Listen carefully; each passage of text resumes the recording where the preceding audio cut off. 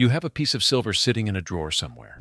Maybe a ring, maybe your grandmother's flatware, maybe a chain you used to wear every day until it turned dark and you stopped reaching for it. It is black, not just dull. Black, that deep smoky charcoal that looks permanent. You have probably been told it needs professional cleaning. You have probably seen the little jar of silver polish at the jewelry store for $15. The one that smells like rotten eggs and requires 20 minutes of rubbing with a cloth that turns your fingers gray. Now imagine placing that blackened silver into a bowl with three things you already own. Aluminum foil, baking soda, hot water. Within 30 seconds, the tarnish begins to lift. Within 2 minutes, the silver is bright. No scrubbing, no toxic paste, no $15 jar of cream that dries out between uses. The global silver care industry is worth hundreds of millions of dollars. Polishes, dips, wipes, professional cleaning cloths, an entire aisle of products built around one chemical reaction they really hope you never learn. This is not a gimmick. This is electrochemistry that has been understood for over a century. And the jewelry industry has worked very hard to make sure you reach for the cream instead of the foil. This is the story of the silver cleaner they priced at $15 a jar, while the real fix costs less than $1. Before we fix it, let's understand what you're actually looking at when silver turns black. Because once you know what tarnish is, the cleaning method will make perfect sense. Silver tarnish is not dirt. It is not grease. It is silver sulfide, the product of a chemical reaction between silver and sulfur compounds in the air. Here is what happens. Sulfur is everywhere. It's in the atmosphere from vehicle exhaust. It's in certain foods like eggs and onions. It's even released by your own skin. When sulfur atoms contact silver, they bond with silver atoms on the surface to form a thin layer of silver sulfide. That layer is what you see as tarnish. The layer is microscopic at first, just a few molecules thick.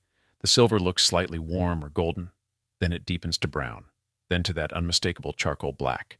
Now here is what every jar of silver polish wants you to ignore. Removing tarnish is not a cleaning process. It is a chemical process. And the most effective way to do it requires no scrubbing whatsoever. Commercial silver polish works by abrasion. It contains fine particles that physically scrape the silver sulfide off the surface. This works. It also removes a tiny amount of pure silver each time you do it. Over decades of polishing, you literally wear away the surface of your heirloom. The alternative method reverses the chemical reaction entirely. It converts the silver sulfide back into pure silver without removing a single atom. Let's do this step by step, because getting the details right makes the difference between a good result and a flawless one.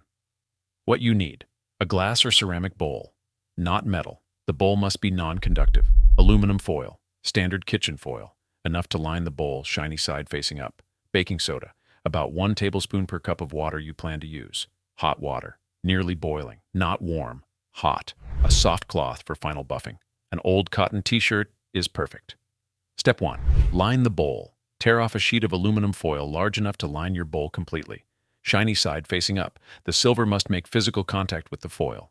If the bowl is small and the silver piece is large, fold the foil so it contacts multiple sides. Step 2. Add silver and baking soda. Place your tarnished silver into the foil-lined bowl. Get as much direct contact between silver and foil as possible. For multiple pieces, arrange them so they touch the foil and each other.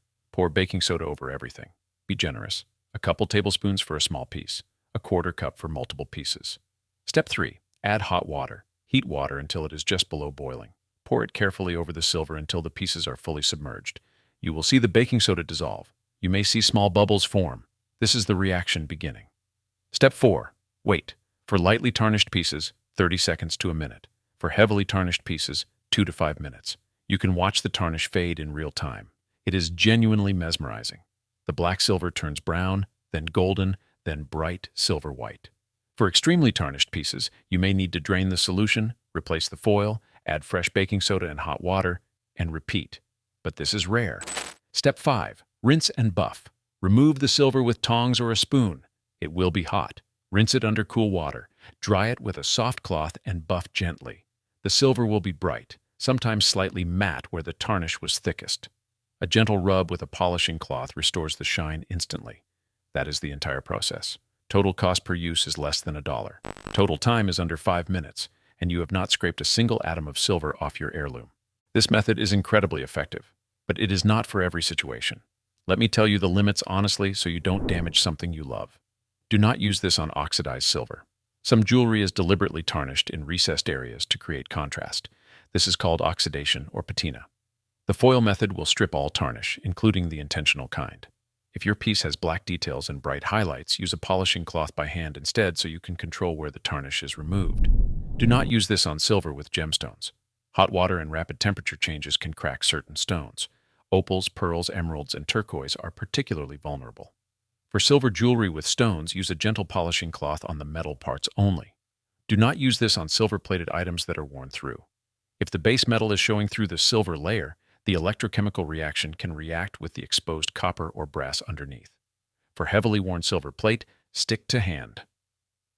Polishing. Do not leave items in too long. More than 5 minutes in the solution can leave a slightly matte or frosty surface on the silver. This is not damage. It is just a surface texture change that can be buffed out, but it is easier to avoid it than to fix it. The smell. The reaction sometimes releases a faint sulfur smell. That's the sulfur leaving the silver and moving to the aluminum. Open a window. It dissipates quickly. These are minor cautions. For the vast majority of tarnished silver pieces, the foil method is faster, cheaper, and safer than any commercial polish. The jewelry industry did not invent tarnish, but it did invent the $15 jar of cream that makes you feel like tarnish is a problem only professionals can solve. It is not. Tarnish is sulfur bonded to silver, and there is a simpler way to break that bond than scraping it off molecule by molecule with abrasive paste. Aluminum wants that sulfur more than silver does. Baking soda and hot water create the pathway for exchange, and within minutes, the silver is restored without losing a single atom of itself.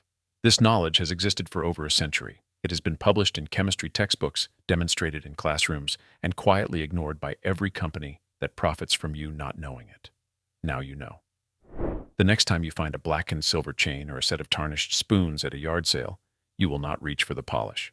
You will reach for the foil and the baking soda, and you will watch the tarnish lift like a cloud rolling back from the sun. If this changed how you think about that silver sitting in your drawer, share it with someone who just paid $15 for a jar of cream. Subscribe, and I'll see you in the next one.